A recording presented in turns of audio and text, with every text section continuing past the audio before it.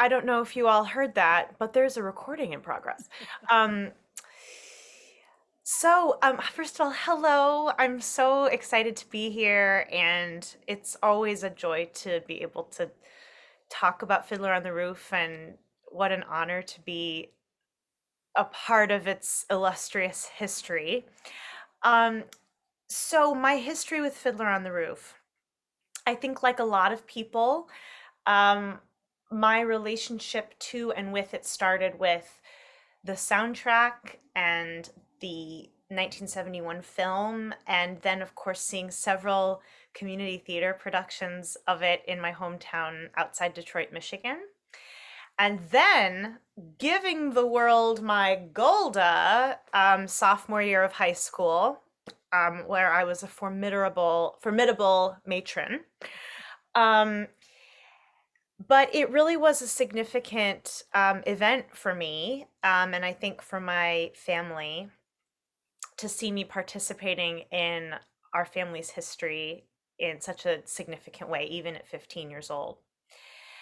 And it then really expanded for me into the professional world when I was living and working in London, England. I auditioned for a regional production of Fiddler on the Roof that was happening at the Sheffield Crucible Theatre in Sheffield, England.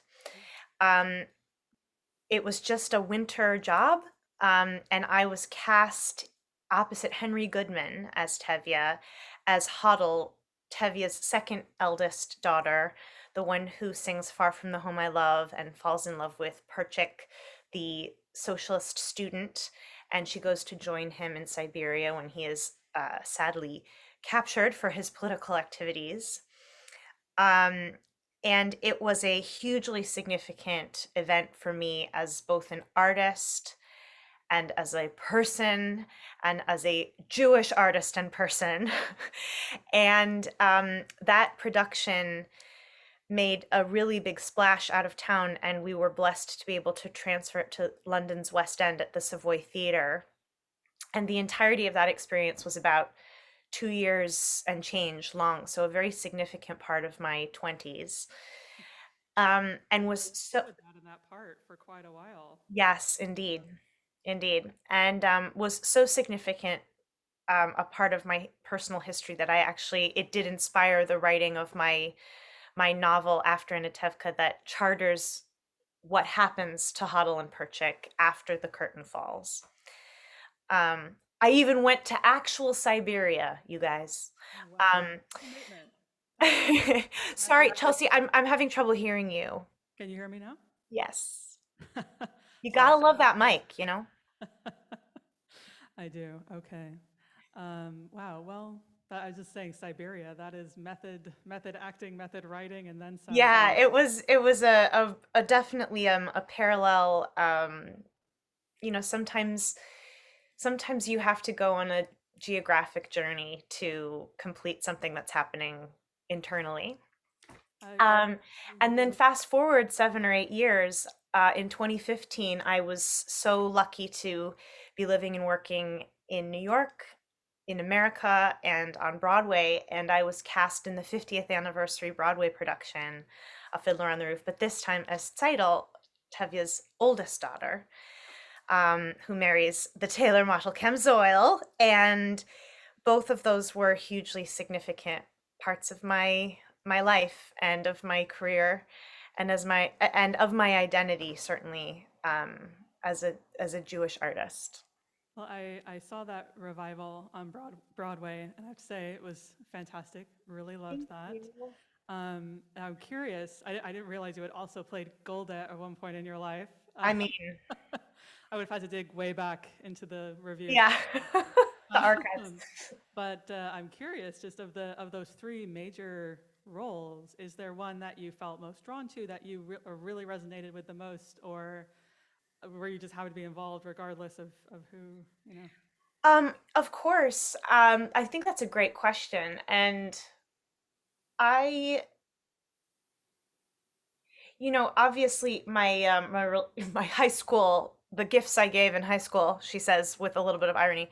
Um, I was obviously playing somebody so outside my age range, but still found a lot of the themes, and of course the story itself hugely moving. But when you start to become a professional and play people that are paralleling your own life, um, and are and it's integrating into your own life 8 performances a week for years on end, you have a very different relationship to it than when you are enjoying the joys of theater in an after school activity.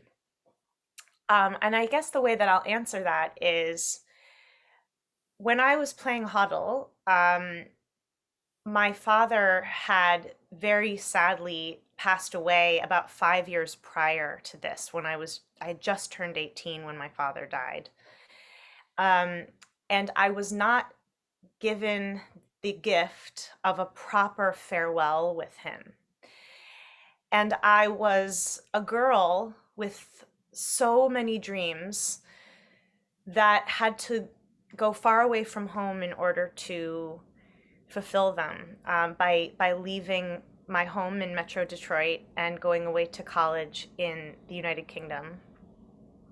And I kind of only now see, if you will, that there was a direct parallel between an 18-year-old girl who got on a plane to Scotland after saying goodbye to her father to the 18-year-old girl that gets on a train to Siberia after saying goodbye to her father. And so that was a hugely significant emotional event that, if you will, gave me as an individual a gift that I would never be given in my waking hours, something that was in many ways taken from me. This goodbye with my father, I was able to live out on stage. And in that way, I think it was a huge part of metabolizing that grief and moving forward with my life. And and I will say that when I played Huddle, I was still very much a girl, just as Huddle is. And 7, 8 years later, by the time I was playing Tzeitel, I was a woman and I was thinking about the world in a different way. I had, in many ways, achieved the acceptance stage of my grieving process with my dad. I was thinking about my existence in relationship to my community and to marriage and to motherhood and to Jewish identity.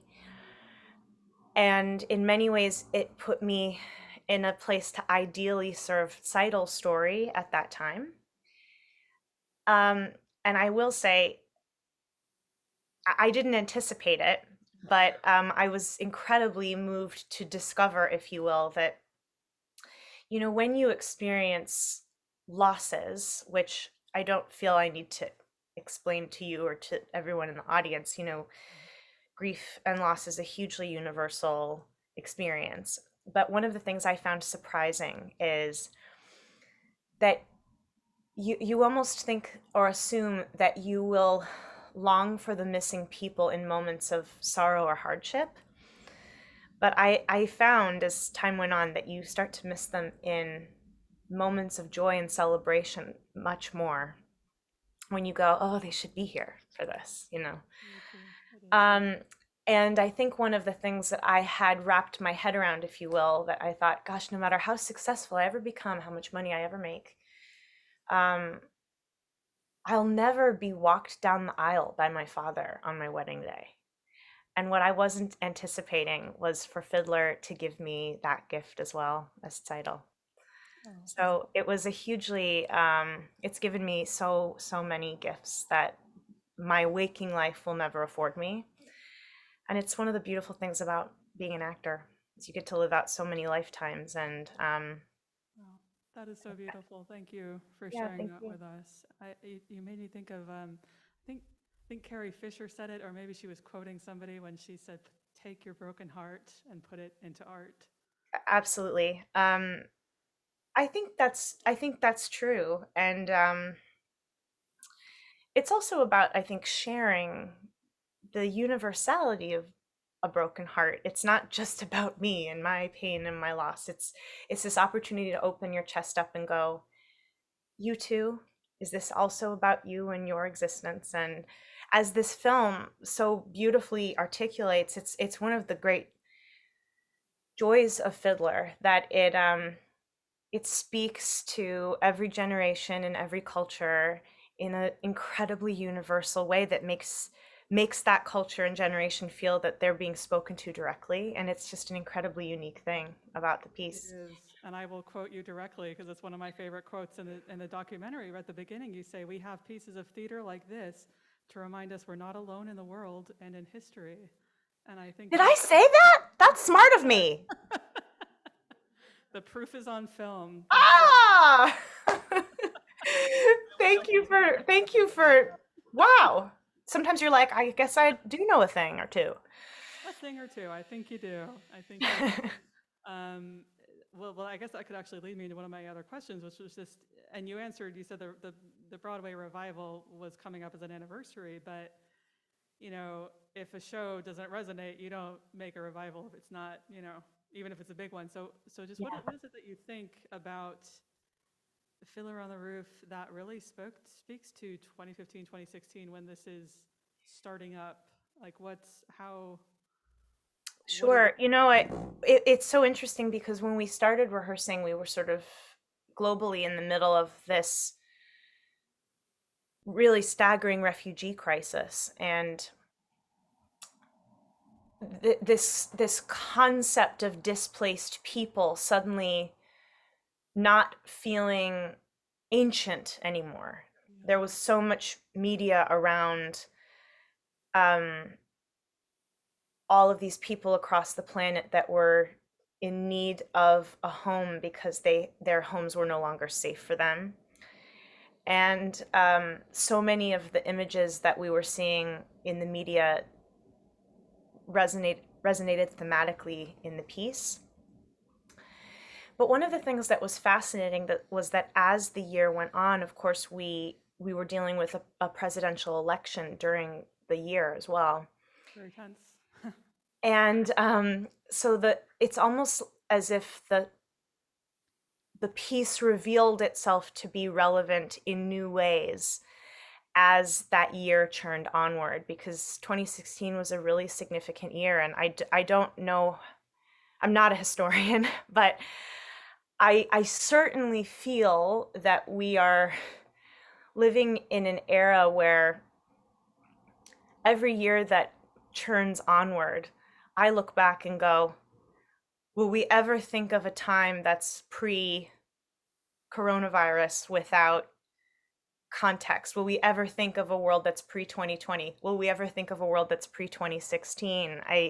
We've had so many markers that have come up so quickly and recontextualize what it means to live in modern times. I do, and that connection to the past, as you mentioned in the film, and now I think that really speaks to the power of Fiddler on the Roof, and even Yeah. in extreme cultural specificity. I think there's this assumption that you should tell a really general story so everyone can relate, but everybody can relate to culturally specific stories as well, and that's the beauty and power of storytelling. Agreed. And I just wanted to ask before I turn over to our audience here, um, how did you? And I'm guessing maybe the processes were different in London and New York, but what did Yeah. you do to prepare for these roles as the daughters? Yeah, that's a great question. And there's kind of an extremely long answer, which I'll just condense in case, unless as somebody asks a follow-up question, it's like, say more about that.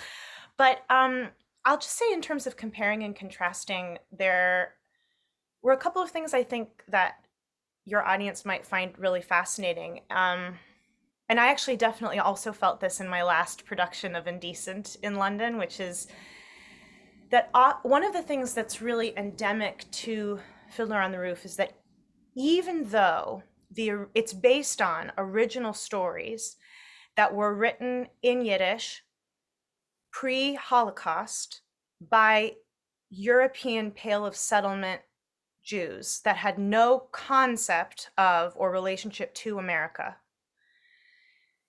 Fiddler on the Roof was written by American secular Jews post Holocaust and with a huge amount of information informed by the migration that happened after what we see at the end of the play. Mhm.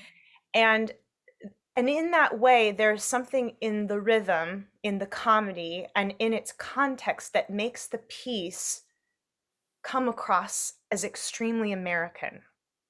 And obviously, this film um, proves that that isn't true. But one of the things I think that we as American audiences take for granted is that American accents and American context is neutral, if you will.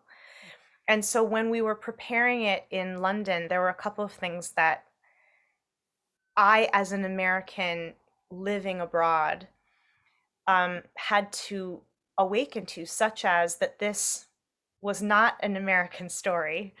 It was a European story being told in Europe. It was that American accents were not going to be our neutral, which was a really fascinating journey.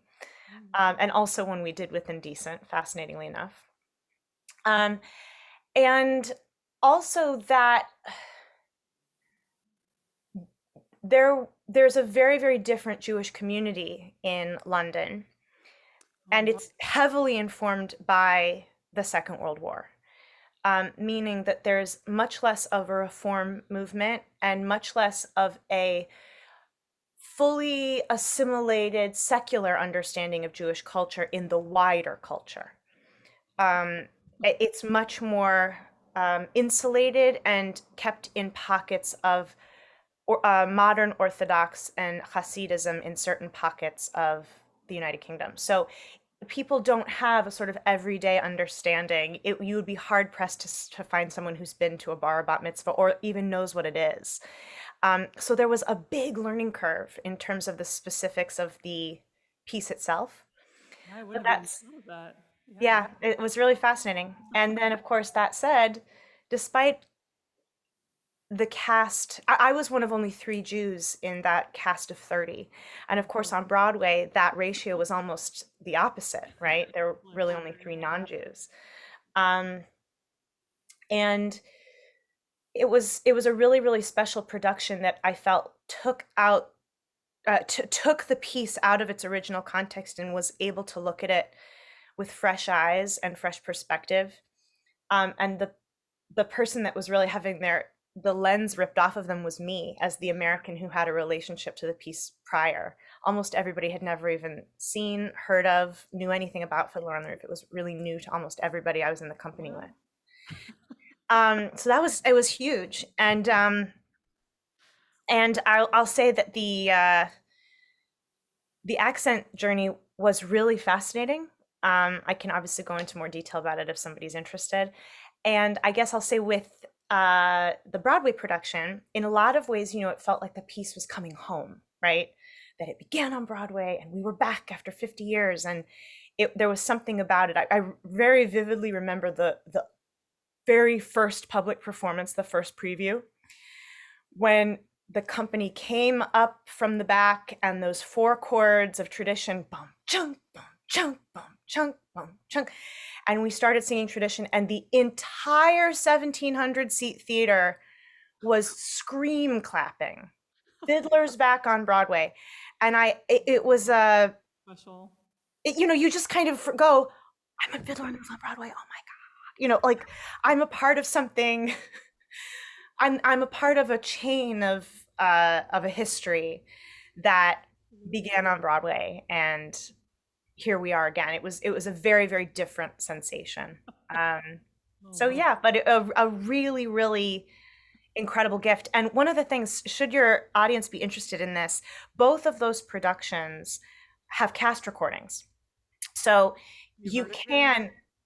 can compare and contrast them both in accent and orchestration and delivery.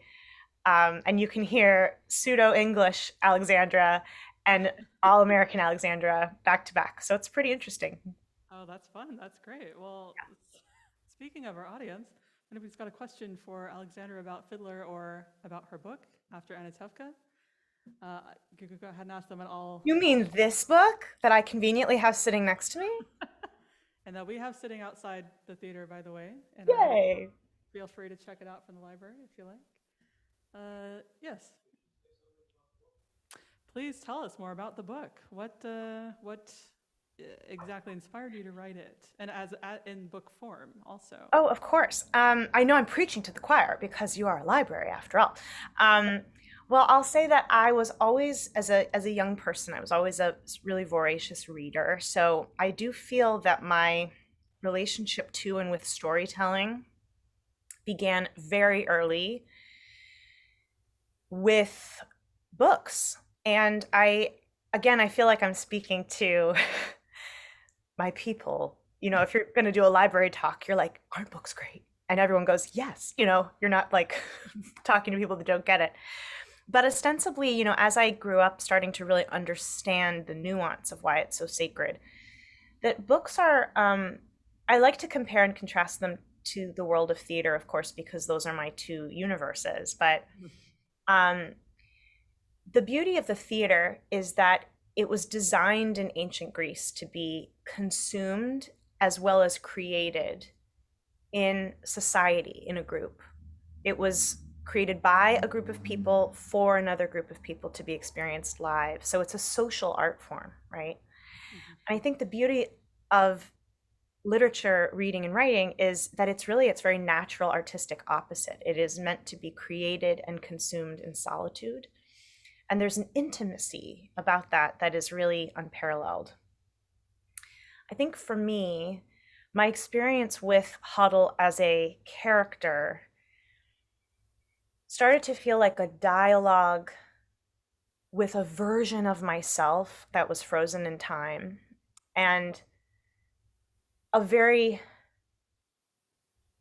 a version of Alexandra that was, laden with potential, but also so troubled by adversity in the moment I was in my life. And when I was researching this time in history, it all kind of began with this one question I was asking in rehearsal to no one in particular because it wasn't relevant to the play. But I thought, when she gets on this train, like, where does she get off? And what happens to her? And what happened to women like her? And it led to, like, a Google search that went rogue. We've all done those, right? Oh yes. Where you're like, you wake up 3 hours later and you're like, I know too many things.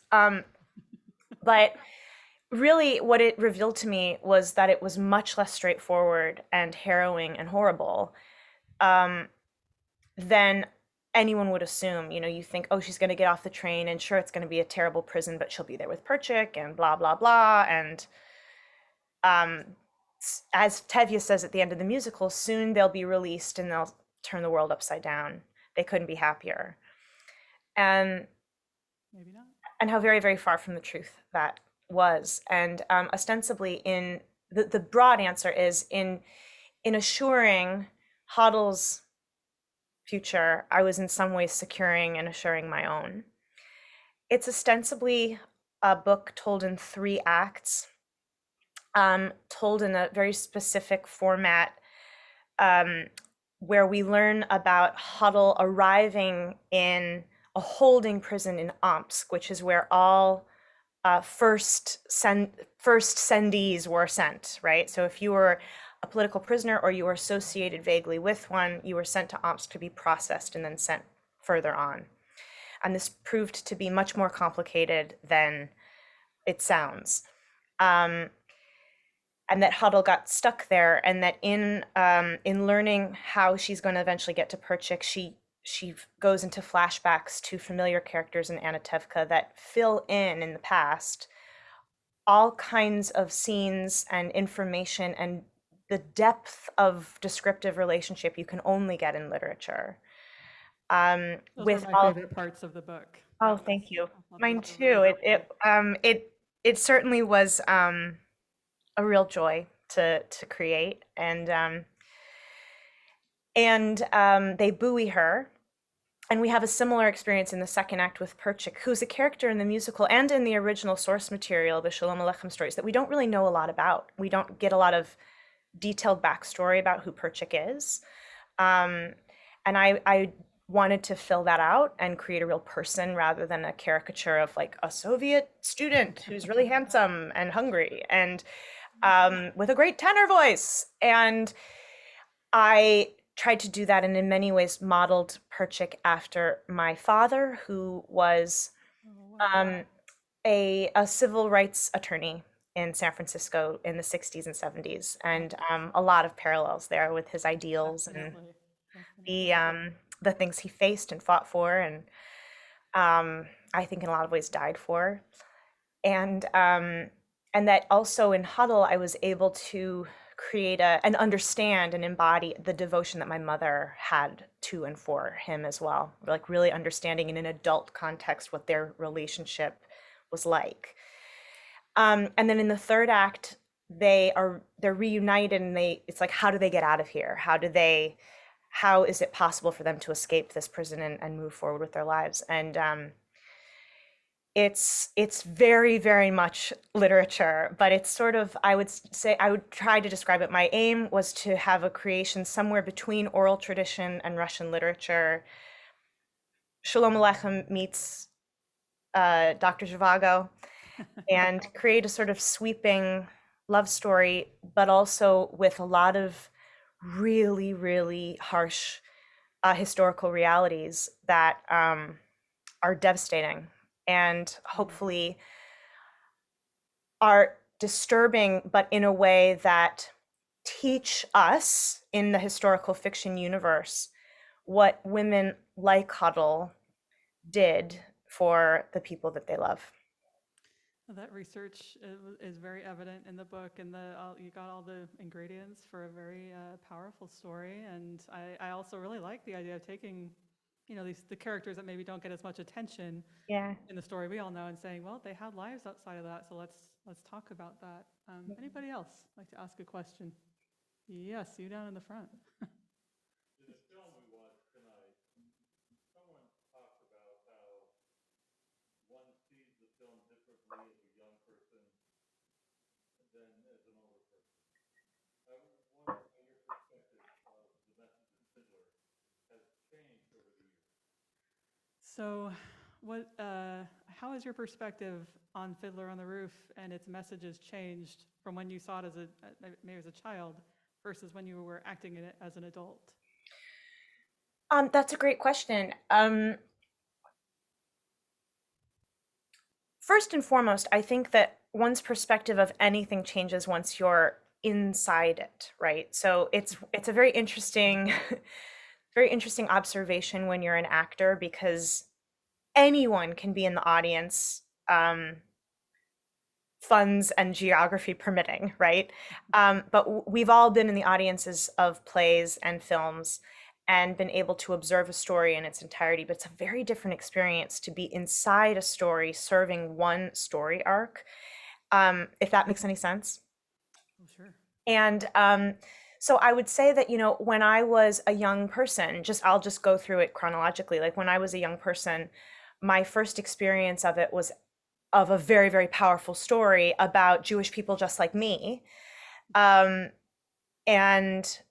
was this what it was like for great grandpa? Was able to sort of connect in a broader thematic. It was exciting to see a story that was about my history, and with amazing songs and such a powerful story. It was a generalized but very intense sensation.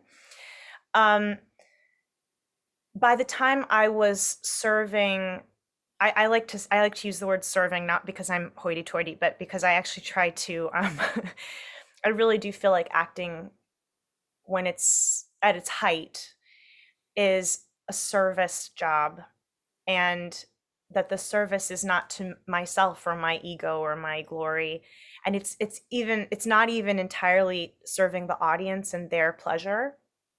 I like to think of it as serving this character who's a person who cannot breathe or speak or live Wow. tonight without my heart and soul and voice filling filling them.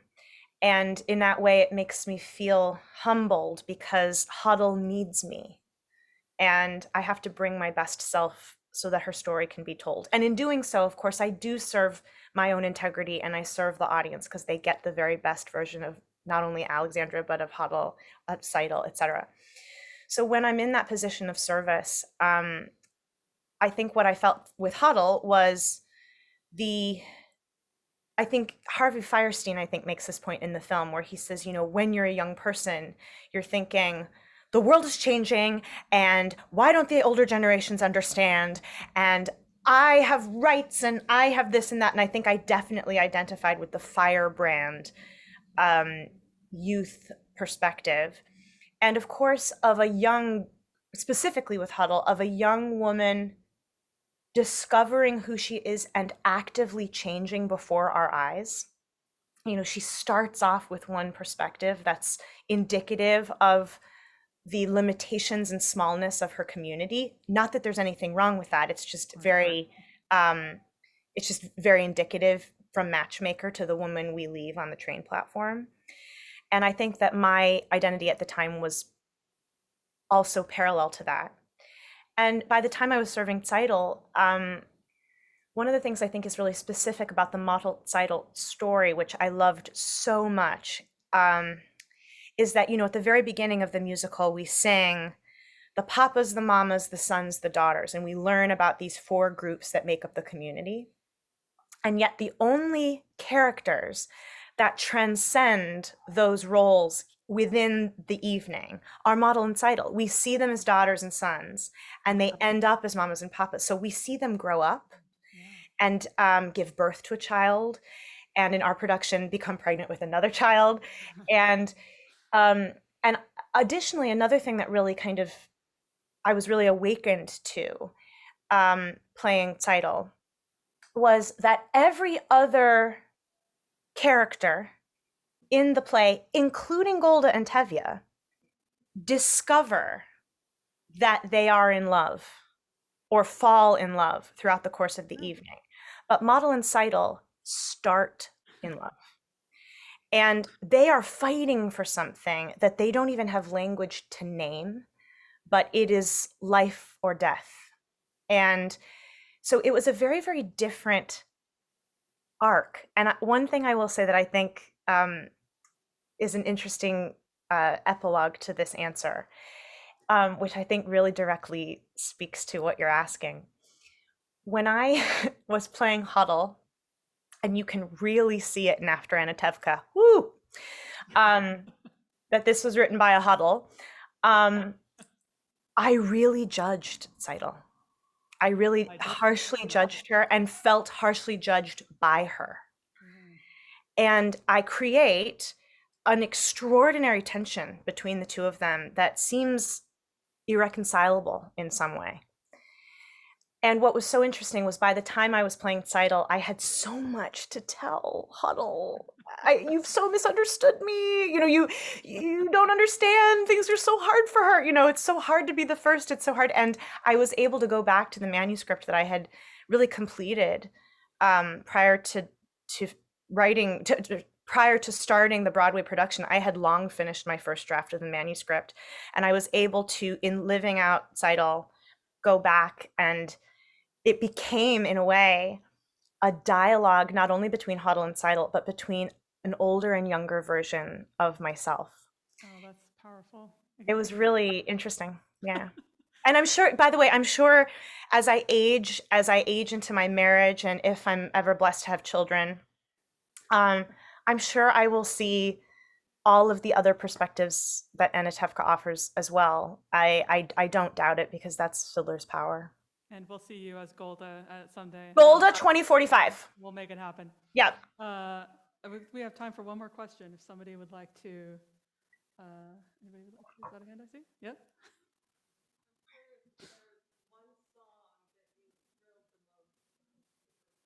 So,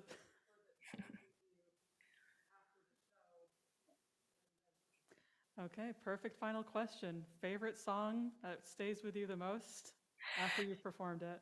Wow, that's From Fiddler? Yes, from Fiddler. I would say, oh God, that's such a hard question, actually. Okay, I will say that I do feel that Matchmaker is the song that is, even though tradition is the opening of the piece, it's almost a prologue, right? And Matchmaker is really the first song in that it presents the deep central problem of the evening. And it sets up, I think, particularly in our 2015 production, I know in the film, the documentary, they sort of beautifully show those last few seconds of the three of us like against the world, you know? And I think what it really sets up is that these are three women who are very ordinary, but inside their ordinary lives have extraordinary courage. And that we're about to see a story that's going to create a crack in history and in generation. And there's something about it that even though it's this like very cheerful song about getting a boyfriend, it's actually a really, really profound song of social change, which I find really profound. However, I just want to say that my favorite lyric in not just Fiddler on the Roof, but all of musical theater is in L'chaim. And it's interesting because L'chaim, starts off and really is sort of like a bar song. It's just like drunk in a bar. But Sheldon Harnick, in his singular genius, sneaks in a line of poetry so deep and profound, it sounds like it belongs in a prayer, which I think is a beautiful way to end this evening.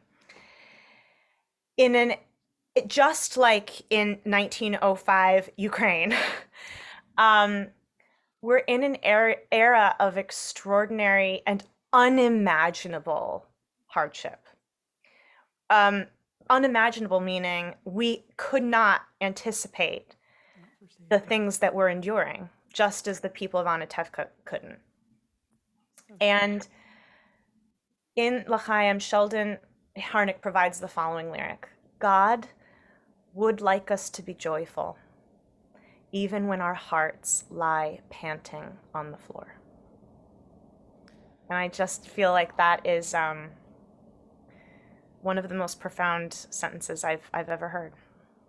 That is so, no, thank you for that reminder of that lyric and the power that it has and the power that art has.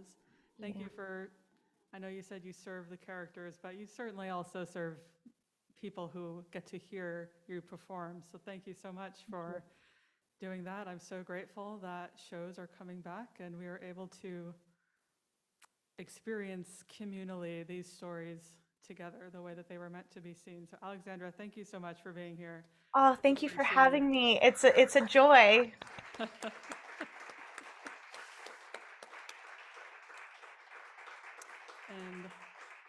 good luck with your oncoming projects. Thank you so much, and good luck to all of you, and happy end of the year, and happy 2022. Yes, happy 2022, very much so. L'chaim. L'chaim.